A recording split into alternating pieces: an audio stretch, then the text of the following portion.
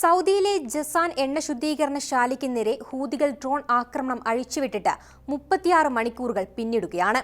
എന്നാൽ പാകിസ്ഥാനോ തുർക്കിയോ സൗദി അറേബ്യയ്ക്ക് സംരക്ഷണ വലയമൊരുക്കാൻ തയ്യാറല്ല. എന്തുകൊണ്ടാണ് പാകിസ്ഥാനും തുർക്കിയും സൗദിയെ സംരക്ഷിക്കാതെ പിൻവലിയുന്നത്? പാകിസ്ഥാൻ ഹൂതികളെ ഭയപ്പെടുന്നത് എന്തുകൊണ്ട്? ഇനിയും ഹൂതി ആക്രമണം തുടരുമോ? പട്ടാളക്കാരെ വിന്യസിച്ചതിൽ അമേരിക്കയ്ക്ക് പങ്കുണ്ടോ? പരിശോധിക്കാം വിശദമായി. ഞാൻ അനശ്വര. സൗദിയെ രക്ഷിക്കാൻ എന്ന പേരിൽ പാകിസ്ഥാന്റെ 8000 പട്ടാളക്കാരും ഒരു യുദ്ധവിമാനവും ഇപ്പോൾ സൗദിയിലുണ്ട്.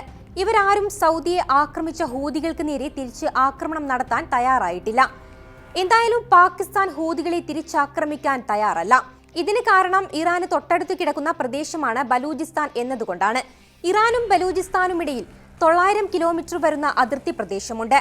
പാകിസ്ഥാനെതിരെ ആക്രമണം അഴിച്ചുവിടാൻ ഇറാന് ബലൂചികളെ എളുപ്പത്തിൽ ഉപയോഗിക്കാൻ സാധിക്കും. കാരണം ബലൂചികളും പാകിസ്ഥാനും തമ്മിലുള്ള ആഭ്യന്തര യുദ്ധം രൂക്ഷമാണ്. ഈ തിരിച്ചടി ഭയന്ന പാകിസ്ഥാൻ ഇറാന് എതിരെയോ ഇറാന്റെ സഖ്യകക്ഷികളായ ഹൂതികൾക്കെതിരെയോ പ്രതികരിച്ചിട്ടില്ല. 8000 പട്ടാളക്കാരെ സൗദിയിലേക്ക് കൊണ്ടുവന്നതിന് പിന്നിൽ അമേരിക്കയുടെ ഗൂഢാലോചനയാണെന്നാണ് വിവരങ്ങൾ. ഇറാനെതിരെ കരയുദ്ധം ആരംഭിക്കേണ്ടി വന്നാൽ കുരുതി കൊടുക്കാൻ ഇറാൻ സൈന്യത്തിനെതിരെ യുദ്ധം ചെയ്യാൻ ആദ്യം അയക്കുക ഈ പാകിസ്ഥാൻ പട്ടാളക്കാരെയാണ്. എന്തായാലും സൗദിയുടെ എണ്ണ ശുദ്ധീകരണശാല ആക്രമിച്ചിട്ട് തുർക്കിയും യമനിലെ ഹൂതികൾക്ക് നേരെ ആക്രമണം നടത്താൻ തയ്യാറല്ല. സൗദി അറേബ്യ പാകിസ്ഥാനുമായും തുർക്കിയുമായും പ്രതിരോധ സഹകരണ കരാർ ഉണ്ടാക്കി 2 ദിവസത്തിനു ഉള്ളിലാണ് ഈ ആക്രമണം നടക്കുന്നത്. ജസാൻ റിഫൈനറിയിലുണ്ടായ തീപിടുത്തം അണച്ചതായി സൗദി ഊർജ്ജ മന്ത്രാലയം വ്യക്തമാക്കി.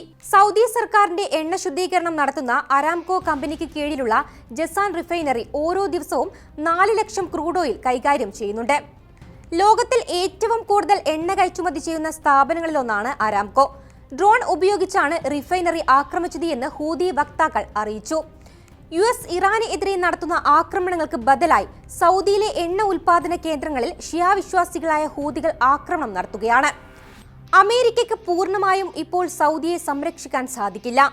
ഈ പശ്ചാത്തലത്തിലാണ് സൗദി അറേബ്യ പാകിസ്ഥാനുമായും തുർക്കിയുമായും ചേർന്ന് ഒരു സംയുക്ത നാറ്റോ രൂപീകരിക്കാൻ കരാറിൽ ഒപ്പുവെച്ചത്. ഒരു രാജ്യം ആക്രമിക്കപ്പെട്ടാൽ 3 രാജ്യങ്ങളും കൂട്ടായി തിരിച്ചടിക്കണമെന്നാണ് കരാറിലെ വ്യവസ്ഥ. ഷിയ വിശ്വാസം പിന്തുടരുന്ന ഇറാൻ അമേരിക്കൻ ആക്രമണത്തിന് മറുപടിയായാണ് സുന്നി വിശ്വാസത്തിന്റെ കേന്ദ്രമായ സൗദിയിലേക്കും ഇതര ഗൾഫ് രാജ്യങ്ങളിലേക്കും മിസൈലുകളും ഡ്രോണുകളും തൊടുത്ത് തിരിച്ചടിക്കുന്നത്. ദീർഘകാലമായി മുസ്ലിം നാറ്റോ എന്ന ആശയത്തിന്റെ പ്രചാരകരായ പാകിസ്ഥാനുമായി 2025 സെപ്റ്റംബറിൽ സൗദി അറേബ്യ പരസ്പര പ്രതിരോധ കരാറിൽ ഒപ്പുവെച്ചിരുന്നു. ദോഹയിൽ വെച്ച് ഹമാസ് നേതാക്കളെ ഇസ്രയേൽ ആക്രമിച്ചതോടെ പതിറ്റാണ്ടുകളായി ലഭിച്ചിരുന്ന അമേരിക്കൻ സംരക്ഷണം ഇനിയും ഉണ്ടാകുമെന്ന് കണ്ണടച്ച് വിശ്വസിക്കാൻ കഴിയില്ലെന്ന് ഗൾഫ് രാജ്യങ്ങൾക്ക് മനസ്സിലായി. മധ്യപൂർവേഷ്യയിലെ ഏറ്റവും വലിയ അമേരിക്കൻ വ്യോമസേനാ താവളമുള്ള ഖത്തറിന് പോലും സുരക്ഷ ഉറപ്പാക്കാൻ കഴിഞ്ഞില്ല എങ്കിൽ എന്തിനാണ് ഗൾഫ് രാജ്യങ്ങൾ അമേരിക്കയെ ആശ്രയിക്കുന്നത് എന്ന ചോദ്യം ഉയരുകയാണ്. ആ ചിന്തയുടെ തുടർച്ചയാണ് തുർക്കിയെ കൂടി ഉൾപ്പെടുത്തിയ പരസ്പര സംരക്ഷണ കരാർ. അതിന്റെ അടിസ്ഥാനം ആത്മവിശ്വാസമോ ശക്തിപ്രകടനമോ അല്ല, കടുത്ത സുരക്ഷാ ആശങ്കകളാണ്. പക്ഷേ സൗദിയുടെ മണ്ണിൽ മിസൈലുകൾ പതിക്കുമ്പോൾ സഖ്യകക്ഷികൾ 2 പേരും ആ പരിസരത്ത് ഉണ്ടായിരുന്നില്ല. സിറിയയിലെ പ്രശ്നങ്ങളും കുർദ് വിഷയങ്ങളും അമേരിക്കയുമായുള്ള F-35 വിമാന ഇടപാടിലെ തർക്കങ്ങളും കാരണം വലയുന്ന തുർക്കി ഇതുവരെയും സൗദിക്ക് വേണ്ടി രംഗത്തിറങ്ങുമെന്ന സൂചനയും നൽകിയിട്ടില്ല. 2 ദിവസം പോലും പിടിച്ചു നിൽക്കാൻ കരാറിന് ആയില്ലെന്ന പരിഹാസവും പിന്നാലെയെത്തി. നാറ്റോ സഖ്യത്തിലെ നിർണായക ശക്തിയായ തുർക്കി കൂടി ഈ പദ്ധതിയുടെ ഭാഗമായതോടെ ആശങ്കയിലാണ് അമേരിക്ക. ഇതിന് പുറമെ റഷ്യയിൽ നിന്ന് ക്രൂഡ് ഓയിൽ വാങ്ങുന്ന രാജ്യങ്ങൾക്ക് 100% വരെ കനത്ത തീരുവ ചുമത്താൻ അമേരിക്കൻ സെനറ്റ് അടുത്തിടെ ബില്ലിന് അംഗീകാരം നൽകിയിരുന്നു. യമനിലെ തുറമുഖവും സൗദി അറേബ്യയുടെ എണ്ണ ശുദ്ധീകരണശാലയും ഹൂതി വിമതർ ആക്രമിച്ചു. യമനിലെ അന്താരാഷ്ട്ര അംഗീകാരമുള്ള സർക്കാരിന്റെ നിയന്ത്രണത്തിലുള്ള മൊഗഹ തുറമുഖത്തിന് നേരെയാണ് കഴിഞ്ഞ ദിവസം ആക്രമണമുണ്ടായത്. ആക്രമണത്തിൽ 4 സൈനികരടക്കം 7 പേർ മരിച്ചെന്ന് സർക്കാർ പിന്തുണയുള്ള ദേശീയ പ്രതിരോധ സേന അറിയിച്ചു. 15 പേർക്ക് പരിക്കേറ്റു. ഡ്രോണുകളും മിസൈലുകളും ഉപയോഗിച്ചാണ് ആക്രമണം നടത്തിയത്. തുറമുഖത്തിലെ കെട്ടിടങ്ങൾക്കും മറ്റ് അടിസ്ഥാന സൗകര്യങ്ങൾക്കും സാരമായ കേടുപാടുണ്ട്. ഭക്ഷ്യവസ്തുക്കൾ അടക്കമുള്ള ചരക്കിനും നാശനഷ്ടമുണ്ടായി. യമൻ സർക്കാരിന്റെ നിയന്ത്രണത്തിലുള്ള ഏറ്റവും വലിയ തുറമുഖമാണ് മൊഗ്ഹ. ഹൂതി നിയന്ത്രണത്തിലുള്ള ഹൊദൈദ തുറമുഖം ഉപയോഗിക്കാതെ തന്നെ ചരക്കു ഗതാഗതം സാധ്യമാക്കുക എന്ന ലക്ഷ്യത്തോടെ തുറമുഖം നവീകരിച്ചിരുന്നു. സൗദി അറേബ്യയുടെ ദേശീയ എണ്ണ കമ്പനിയായ അരാംകോയുടെ ജിസാൻ എണ്ണ ശുദ്ധീകരണശാലയ്ക്ക് നേരെയാണ് ഹൂതികളുടെ ഡ്രോൺ ആക്രമണം ഉണ്ടായത്.